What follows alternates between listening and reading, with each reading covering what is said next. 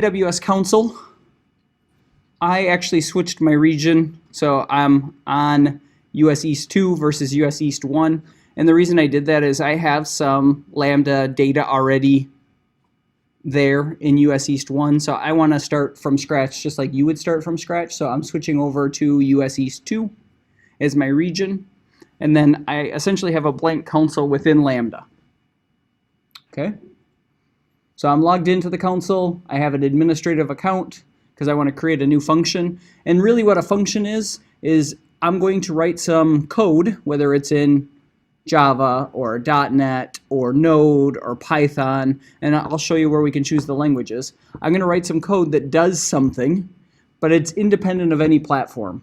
Like I don't have to worry about like how do I get this on a Windows machine or how do I deploy this to a server or anything like that. My code is going to reside here and Amazon's going to take care of running it for me.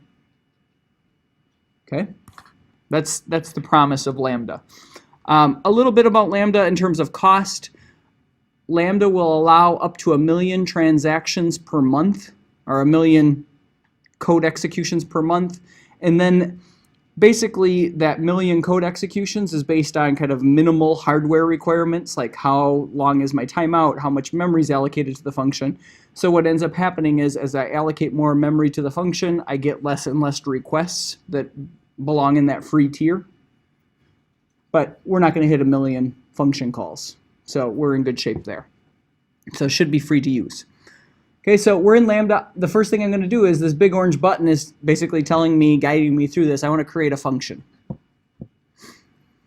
Okay, and I have a couple options that I'm going to choose from. So to start with, we're going to author a function from scratch. If we use the blueprints or browse the serverless app repository, I think those functions are going to be too complicated to start.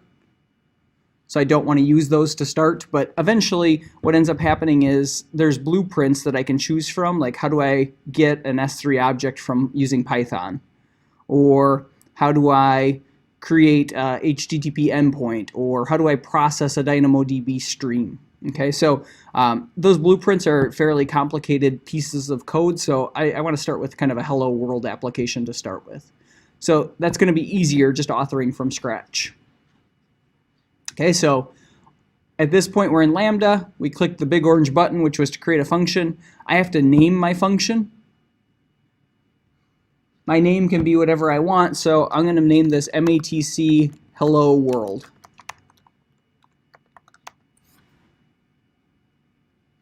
And then, like I was saying, I don't have a choice of like, is this running on Windows or Linux or whatever, but I do have a choice of which programming language. So I can run .NET, I can run Go, Java, Python, Ruby, older versions of any of those. But I'm going to use the latest and greatest version of Node.js. Okay, because I want to be writing JavaScript.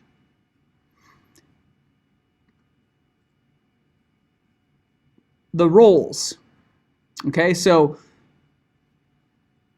for this class, I know that I want to manage my roles and users and groups from IAM. For this class, I'm skipping that whole part. All I'm going to do is I'm going to say create a new role that has the ability to execute a Lambda function. That's automatically built into Lambda. I don't have to do anything. Ideally, if I know I'm going to build an application that's going to reside on AWS, I'm going to build an account or a group for that application that has the specific permissions to the specific resources that I want. But I'm skipping that for now. The role is just going to have access to Lambda, and that'll automatically get created for me. Okay, and you know enough about IAM. I can go in and search the built-in rules for Lambda, but we're going to create this function, just kind of taking all the default options, other than we had to name it.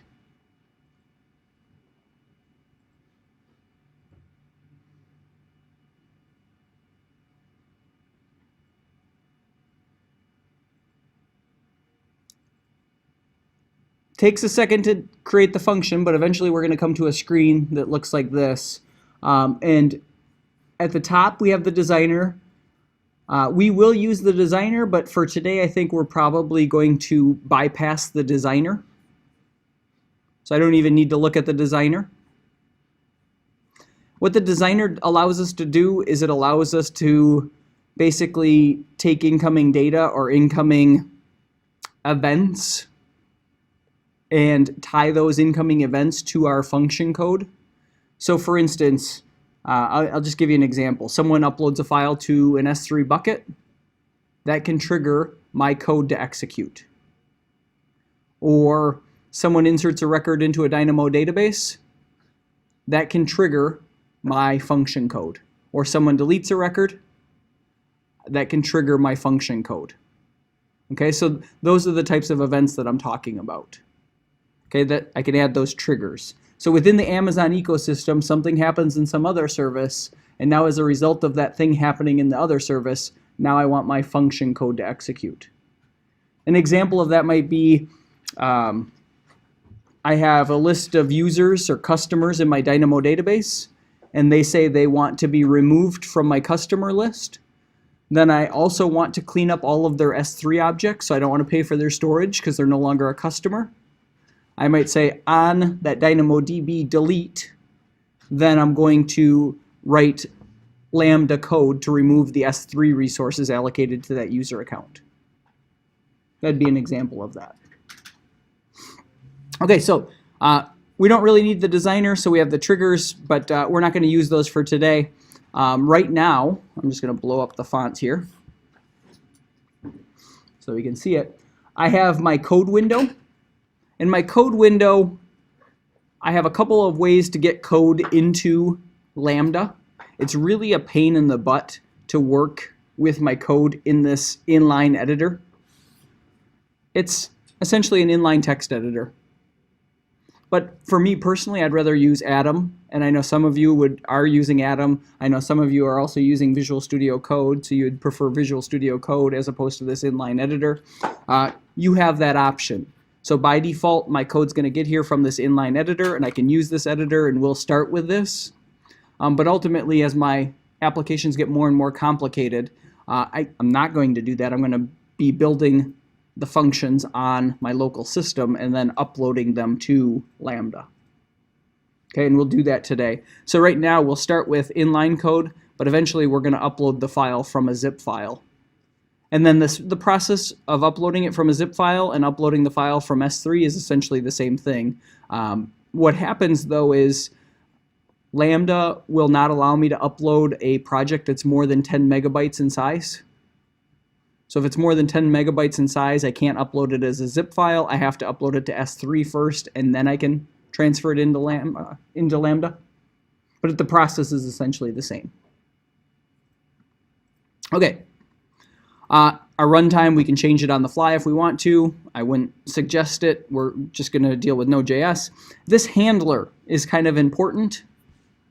The way the handler works is the first prefix index is going to be our file name. So we have a file named index.js. So index is the prefix to our handler. And then the .handler is this function. So it's the export statement. What do I export? I'm exporting the handler. So that's kind of like the starting point of my function. So if I wanted to have other functions around, I certainly can. Yeah? Is that synonymous with a controller function? Essentially. Yep, the starting point of your application. So if you're in the Java world, we have the main function where your program starts execution. That's the same thing here. It's basically saying, where should I start? So if I have multiple functions, which one should I start with? It's defined here. Okay, so if I change this exports handler to exports ABC, then my handler would be index.abc. Okay, because I have the index file, the index.js file, and I'm exporting ABC, so my handler is index.abc. Okay, it's pretty conventional to call this your handler. Right, and it's conventional because that's the way AWS built it, right? So most people will just kind of leave it as is, but you're welcome to change it. Okay, if we scroll down, so I'm going to change the font back because we're not looking at code anymore. I can set up environment variables. I can tag this. So we've talked about tags in the past with other AWS resources. So the tags are going to allow us to basically have this function. If we're getting billed for the function, who pays for it? What project does it belong to? That type of thing. Our execution role, we talked about it. It created an execution role for us. We skipped over that part. We said, yep, just take care of it for us so we can execute our function. We're not running it in a private cloud. We can basically keep track of all of the trace information, and the Amazon X-ray basically says, when did your function start, how long did it take, what happened. So you can trace all of the different micro events that happened to run your function. We can set up concurrency. We can add configurations for it. We can do all sorts of stuff. For the most part, we can ignore all of this stuff. Okay, so we created a function. We haven't really modified it. We said, yep, that's fine. We're going to create a function. We named it. Let's run it. Okay, and before we run it, I want to explain what's going on. So just to be clear, this is our entry point. We have an asynchronous function definition right here. Okay, and this doesn't look like a function definition from the first semester JavaScript class, but the second semester class it does. So what ends up happening is I have a function definition that looks like this.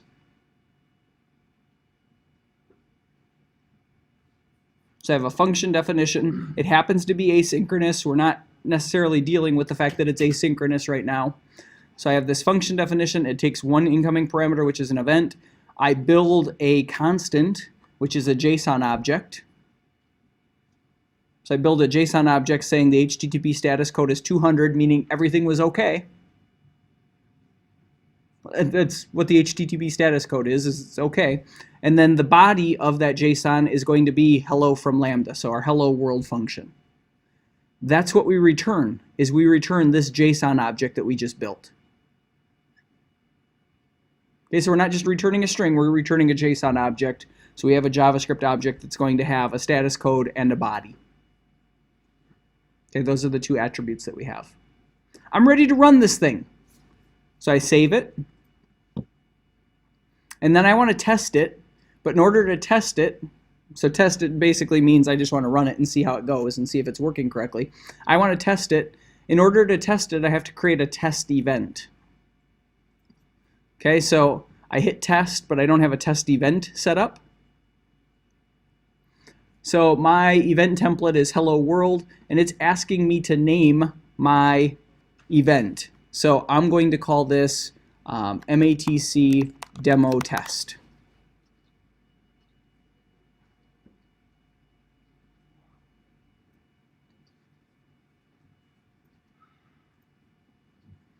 In order to execute my function, it expects an HTTP request body. So I have that JSON object there. I'm not doing anything with this data. So right now it's saying, hey, I'm going to send in a key with a value 1, a key with a value 2, and a key with a value 3. So it's sending in 3 key value pairs. I'm ignoring that data right now. Okay, but it's fine that I do pass it in. I'm just ignoring it. Okay, we'll come back to that. Okay, so I'm ready to create my test method.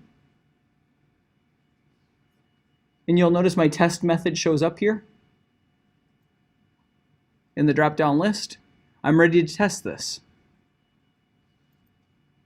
And if all goes well, at the top you'll see that the execution result was that this was successful.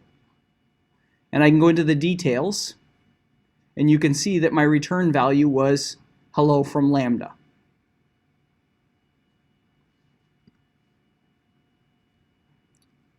What if I don't want this complicated response? Like I don't want a JSON object, I just want a string hello world. Right, so I close this result back, I come down to the code, I don't really need this JSON object anymore. I'm going to say my response is Cubs stink. Okay, just a plain text string.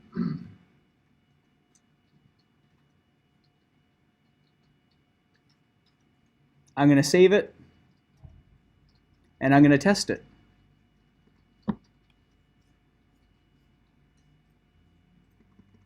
And you'll notice that my output shows up in the details that the Cubs stink.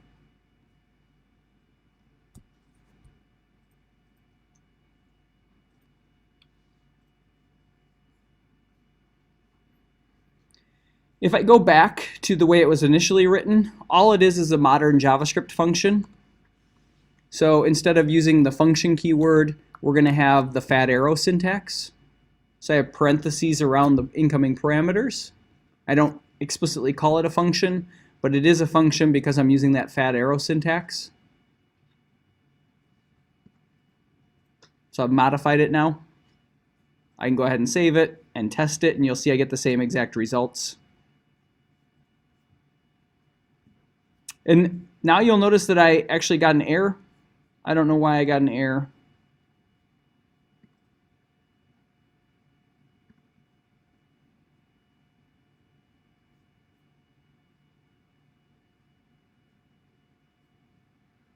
This looks okay to me.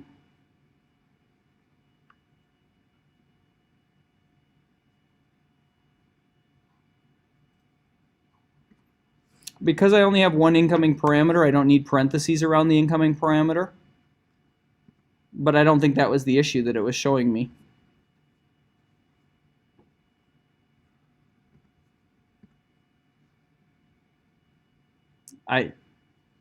So what I think happened, and this has happened to me a ton, is that when I use the inline editor, it doesn't necessarily pick up all my code when I hit save. Like it'll kind of save half of my progress, and it won't, like, it'll show in the editor what I expected to type, but then what actually executes is not what I typed. It won't have my latest and greatest changes. So like I was telling you, the inline editor is fine to kind of get started, but it's a pain in the butt to actually really work with. Like if I actually have to get some work done and I'm spending 8 hours a day, 5 days a week for a full-time job, then I do not want to be working in the inline editor. Like that's not fun. Okay? So a more realistic environment of how we would be working, right? So I'd be building a node application, right? So I want to work on my file system. Okay, so we've dealt with some of these tools. We have Node installed, we have npm installed, right? So I can build a node application using those tools that are already on our systems. So if I come out to my desktop, I'm already on my desktop, and I create a new project folder. So I'm going to call this project folder matc demo. So I'm going to make a new directory called matc demo. And I'm going to change my working directory to matc demo. There's nothing in that folder. So if I do that directory listing, you see there's nothing in the folder. I'm going to use npm init to create a new node package, my package.json file. Okay, it says what's the package name? matc demo is fine. Version 1's fine. My description is going to be a matc demo for a Lambda function on AWS. My entry point being index.js, that's great. I'm not setting up a test command or a git repository or keywords or author or anything like that. And I have package.json now in that directory. Okay, so if I do a directory listing, you're seeing package.json there. Now I have a node package, and I want to start working in this directory, and it said my entry point was index.js. Now, I don't care if you work from a terminal or command prompt. I'm going to go ahead and open up Atom. And I want to create a new index.js file, and I'm going to save it in my desktop in that matc folder as index.js.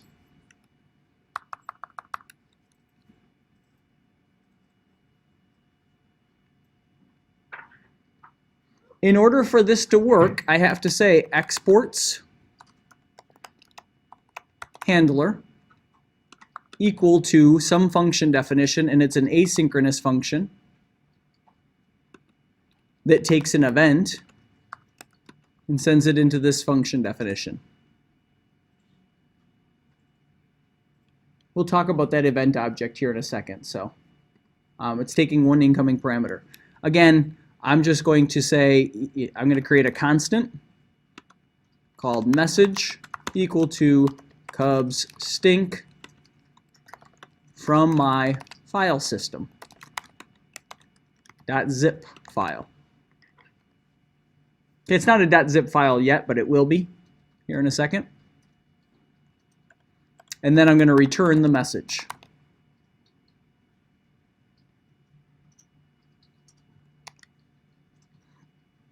So I'm just writing my own JavaScript.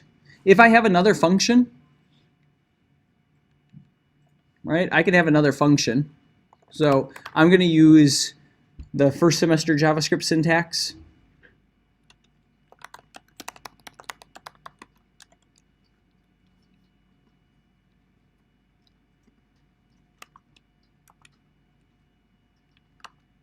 And I had a typo anyway, so it's a good thing I did.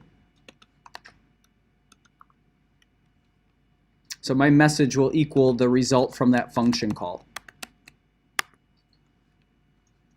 Oops.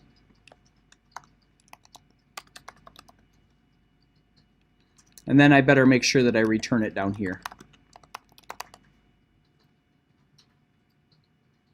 This is completely unnecessary, but I just wanted to show you that we can have multiple functions within our file. And because I've defined that handler in Lambda, it knows that the entry point should be this function as opposed to this getMessage function. Life's good? You can npm install what in the command line? So I didn't do any npm installs yet. So all I did is I did npm init to create a project. Yep. And that brings up a good point. So in order to do anything in AWS, in the AWS ecosystem, we saw this when we were connecting to DynamoDB, we use the AWS SDK. So let's assume that I'm going to eventually want to do that. So I'm going to go to my project directory and I'm going to issue a command npm install AWS SDK. And when I do that, it says, hey, there's 14 packages that were added. And what it did is it modified my package.json file, and it then grabbed all of those AWS packages and put them into a folder called node_modules. So now my project is my JavaScript file that I created, and then package.json is indicating that I have a dependency of AWS SDK. And if I look at this in my Finder window, you can see here's the node modules. That was what was installed when I asked to have that dependency of the AWS SDK. I'm not using it in my code.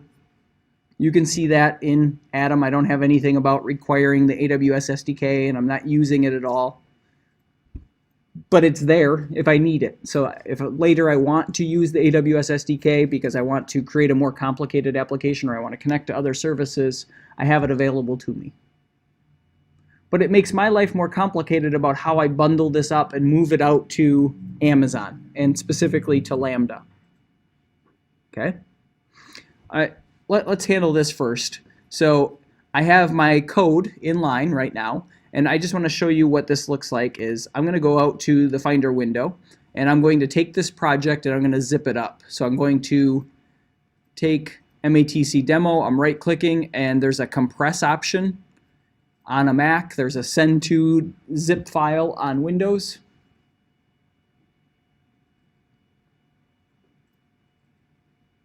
All right, so I'm just compressing this, and I end up with a zip file. This is pretty much how you submit projects in most classes, right? You take the whole folder, zip it up, send it off to Blackboard. Okay, so then I want to say my code entry type is from a zip file. I'm going to upload that package. So I grab that zip file, I open it, and I save. I have to save now because it's modified.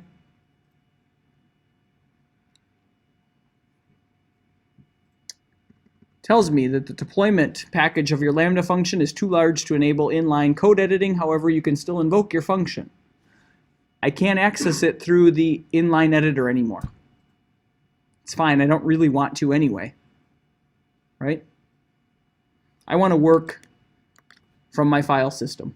I want to work in Atom, I want to work in Visual Studio Code, like whatever your preference is, like it doesn't matter to me. I know I don't want to use the inline editor. Okay, so I've uploaded my code, I'm ready to test it, and I get an error eventually.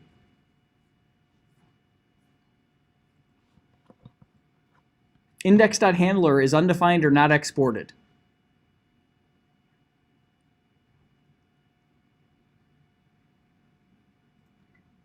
That's the error I'm getting, right? Everyone see this error?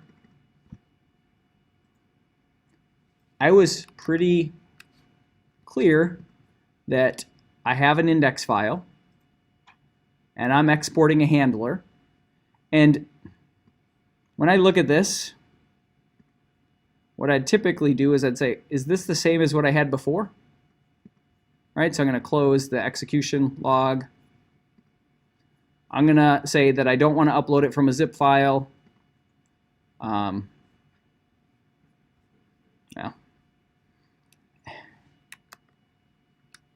At any rate, I promise you this is the right code.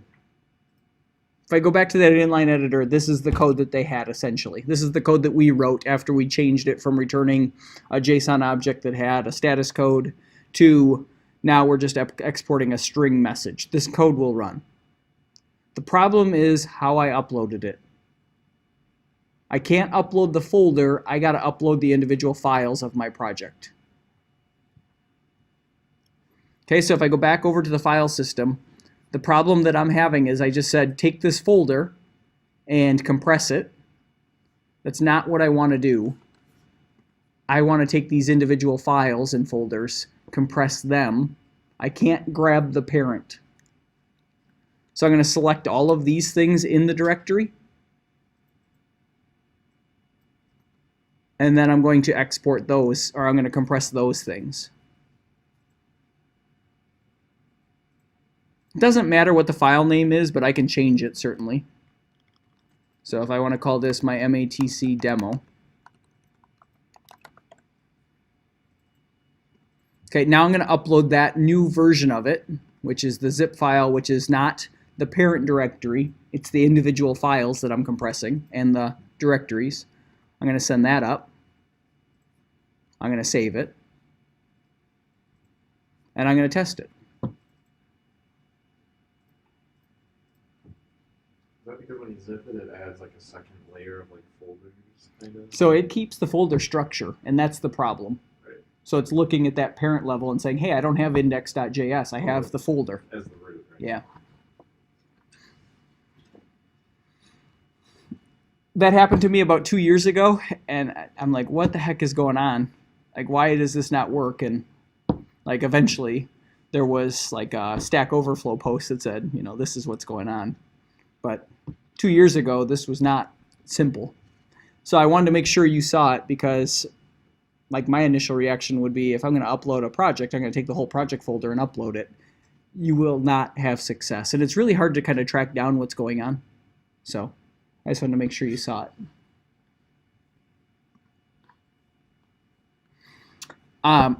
We can automate all of this.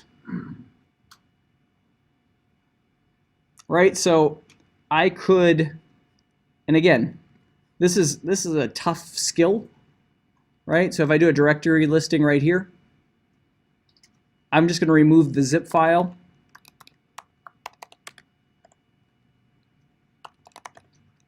Okay, so I remove the zip file. There is no zip file. It's just my files that I care about.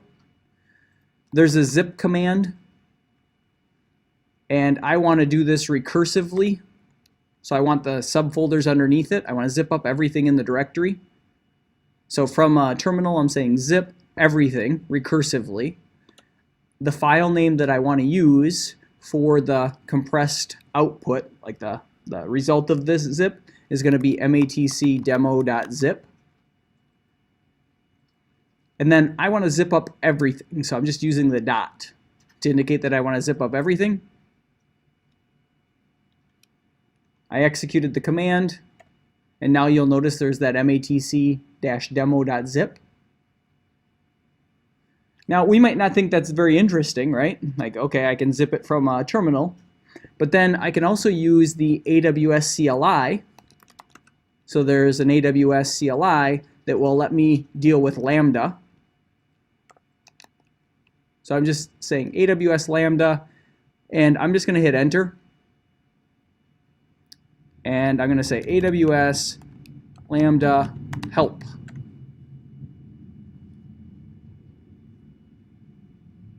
And what I'll typically do is there's an update function code method that basically says, okay, I can run that command, AWS Lambda update function code. I pointed it at a zip file, and as long as I've configured the AWS CLI, it'll push that zip file out to Lambda.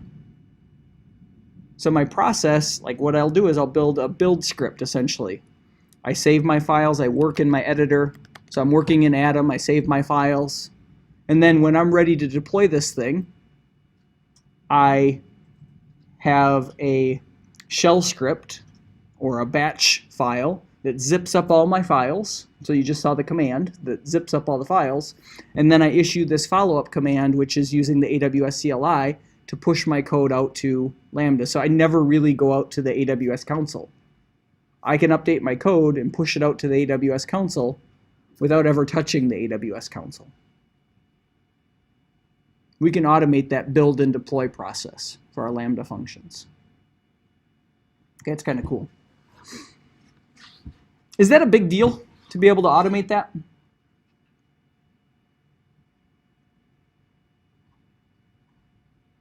How many of you are in the Java class right now?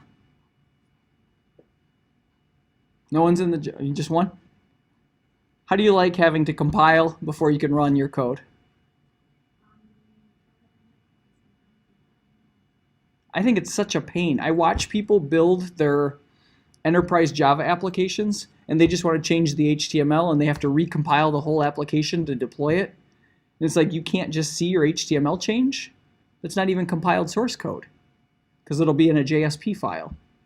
It's like, so now it's a 5-minute process to change an HTML file. And it's like, I do that 100 times a day. Right? I want to see what it looks like with a list item versus a collection of divs. I want to see what the style looks like. It can't take me 5 minutes to see that change. Like I got to be a little quicker about how do I make a change and deploy that so I can actually physically see it. So this automated processing, so like eventually we're going to get there. It's continuous integration and continuous deployment. So we'll deal with it in this class. Super important. Like, I mean, that's kind of a building block of starting a project. Like if I'm going to start a project, I want to know how I'm going to build the project and how I'm going to deploy the project so that I can be efficient doing that. I don't even care what programming language. Show me the environment that I have to work in and how my code ultimately ends up in the production environment, and then I'll work around whatever code we have to deal with.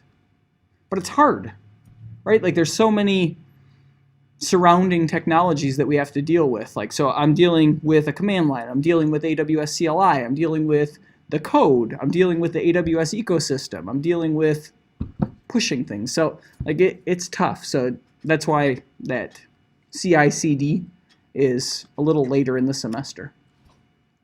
Okay. Okay. This event object is an important thing. Okay. So instead of getting a message and returning the message, I want to return this event object. I want to see what it is. Right? You should have some natural curiosity, like what's getting passed into my function. Okay, so I save this. I'm ready to repackage this and upload it. So I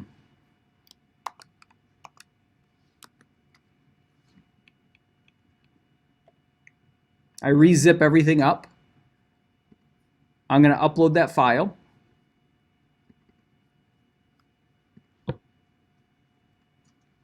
And now I want to test it.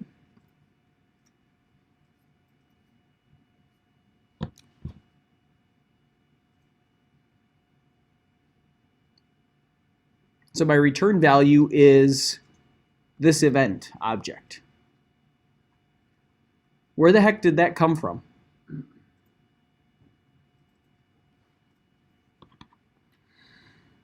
Where do I get this JSON object that has key 1, value 1, key 2, value 2, key 3, value 3? You saw it already today. Yeah, my test, right? That's the data that I passed into the function when I'm trying to test it. So if I go up to my test and I can configure my test events, and I say, you know, here's the team, it's the Cubs,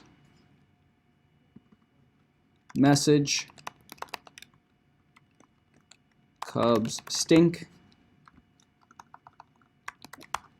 and I'll have a location. That's the data I want to send into my function. What team, what's the message, and where am I sending it from? I save my new test, right? I'm sending in different data, and now I want to run my function.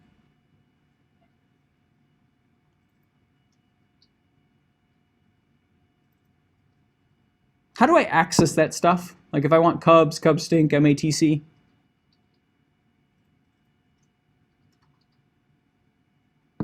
It's JSON data, right? So I have a JSON object right here. That's what's getting passed in. The event is a JSON object. JSON object being a JavaScript object, meaning I can access the team, the message, and the location just using event.team, event.message, and event.location. Okay, so I come back over to my code. I know what the event object is. If I pass in those parameters, I should be able to say, you know, here's the team. I should be able to say, here's the message. And I can get the location. And then what I want to return is some formatted string. Right, so my return value is going to be team. So I'm using a string template here. I guess I'll use the first semester JavaScript kind of format. Team plus, so I'm getting Cubs.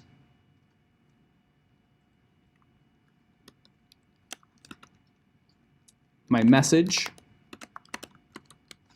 plus my location. Just concatenating all that together. I was going to put together like some formatted message, but I don't want to do that with just concatenation. Okay, so I save that. And now I come back over to my terminal to compress all of this again.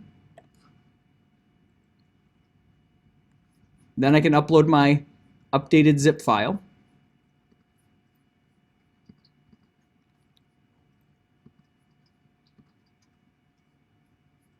Save it. My test still has those 3 parameters. And now if I run this,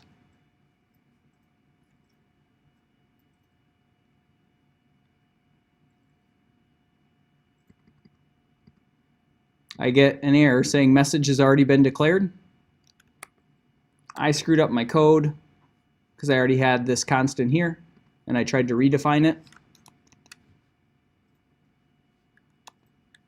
So we'll update it again.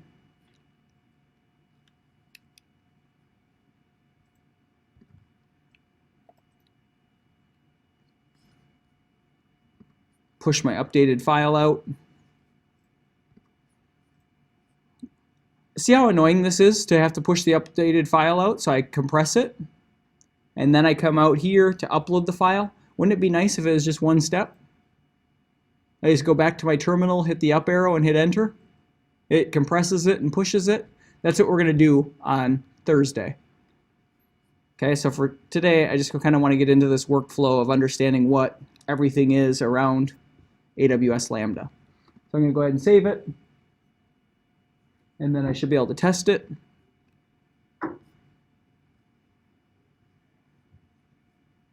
So I get my team, which is Cubs. I get my message, Cubs stink. And then I get the location, which is MATC.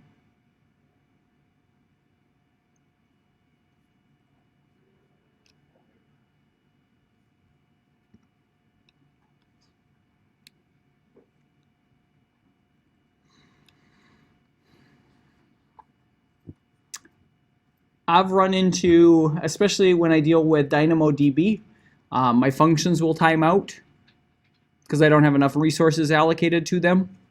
So in the basic settings, I can come in and say, if I allocate more memory, then I get less than 1 million requests per month, right? So it's 128 megabytes by default. If I double that to 256 megabytes, then I am able to have 500,000 requests. So I'm running into some things there. I can also increase the timeout window. So maybe you said, I'm going to delete this customer, and you did that through my web application, and now I want to delete that customer's S3 resources. I don't really care how long that takes. It doesn't have to be immediate. If it takes 10 seconds, that's fine. If it takes 8 seconds, that's fine. So I'm updating some of the basic settings. Nothing's really going to change there. It's still going to be successful. I'm still going to get the details about what happened.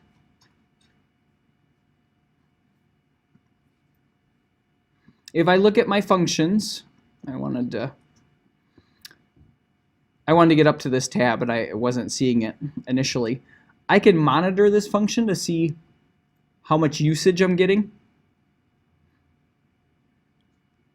to kind of determine, am I going to get billed? So right now there's been 4 invocations.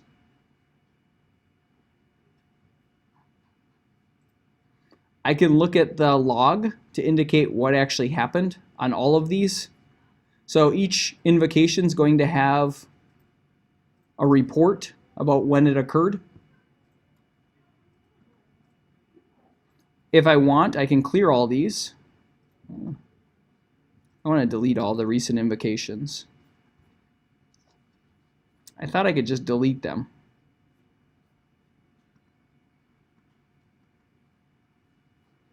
I don't know if I have to do it on an individual item.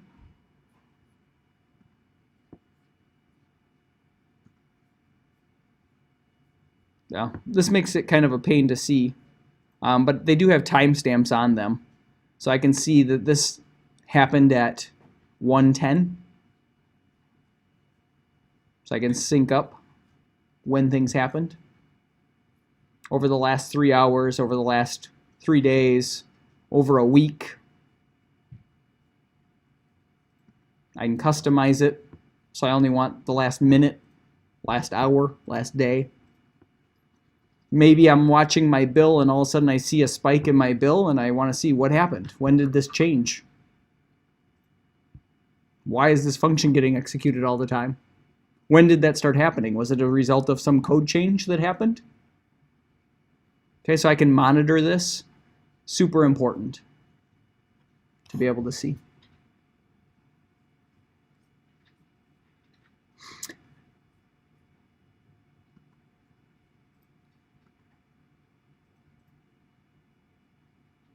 I can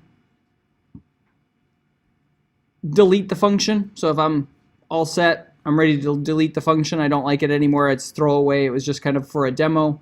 I can come through and I can say, yep, clean this up. I can get back in. I can look at the details. These functions are defined within a specific region. Right? I told you that I have existing Lambda functions in US East 1. So you can see these are different functions. Whereas in US East 2, I have different functions, which was our demo here. Why that's important is because if I'm going to create a Dynamo database, I'm going to create it in a specific region. It's going to get replicated across 3 regions over 15 minutes. But there's one region where that DynamoDB exists. Ideally, my functions are going to exist in the same place as all my other AWS resources. They don't have to be, but maybe geographically I got users that are on the East Coast and the West Coast, so I've set up kind of 2 different environments, right? Maybe my East Coast users hit certain applications harder than my West Coast users. So I have a ton of services on the East Coast and a ton of services on the West Coast. Then I can think about that architecture, right? I don't necessarily want my Lambda functions accessing DynamoDBs that are on the East Coast if my Lambda function's on the West Coast. I can prevent that. Or Like we can even go further and say, oh, one's on the East Coast and then one's in Hong Kong, right? Certainly possible. It will still work. Okay, so that's an important point, is that even if my Lambda function is in one region, and my Dynamo database is in another, and my S3 bucket is in another, they can still talk to each other. It's just going to take longer. And the longer my function executes, the more I'm going to get billed for it. So ideally, all of my AWS resources are going to be in a single region. But AWS will allow you to do whatever you want. Okay, it's a hard problem to solve, right? If it's just a business that's located here in Madison, it's easy.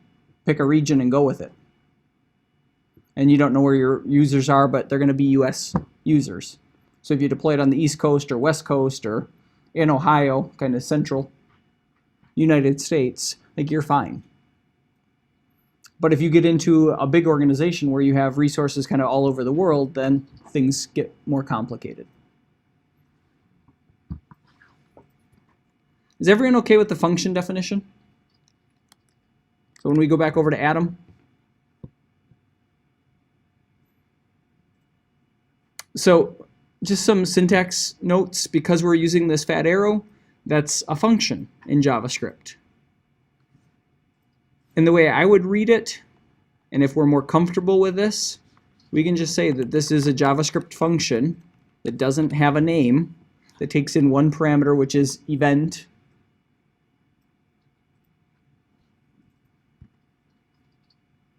And at this point, I think the only thing that should look weird is this async. And I know some of you are going to say, hey, this isn't following the first semester coding standards, right? So the first semester coding standards will tell you that this constant should be team, and this message should be message. I think the first semester coding standards are wrong. Like for a JavaScript developer. Like I don't think it's wrong that you have to follow a coding standard. I think that's great. That's the reality, but in the JavaScript world, we use camel case notation. So if it's just one word, it's going to be a lowercase variable. Even if it's a constant, I call constants and variables, I use them interchangeably. So they're going to be lowercase. So I think the only thing that should really look weird is this async, right?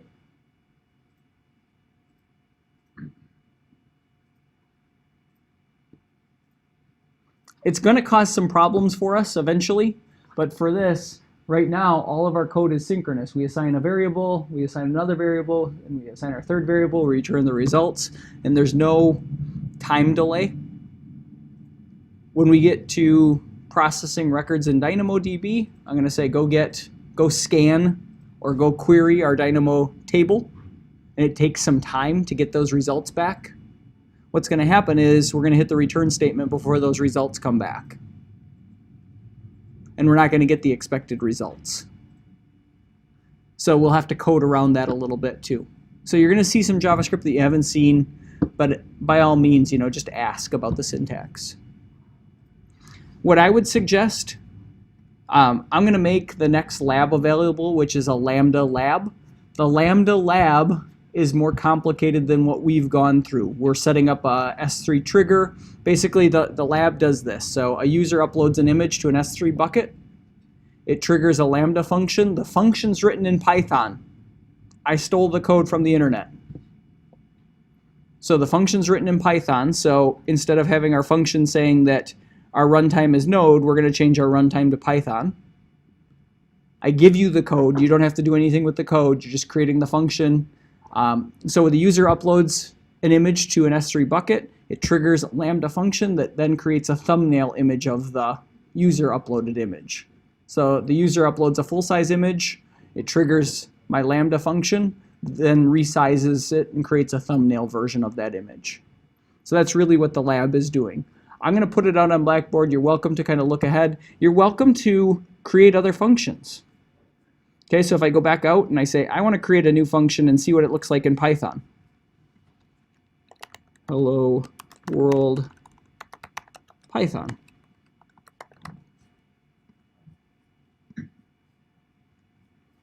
Again, it's going to create the execution role for us. It's going to allow us to run Lambda. I'm going to create the function. See what's similar, see what's different.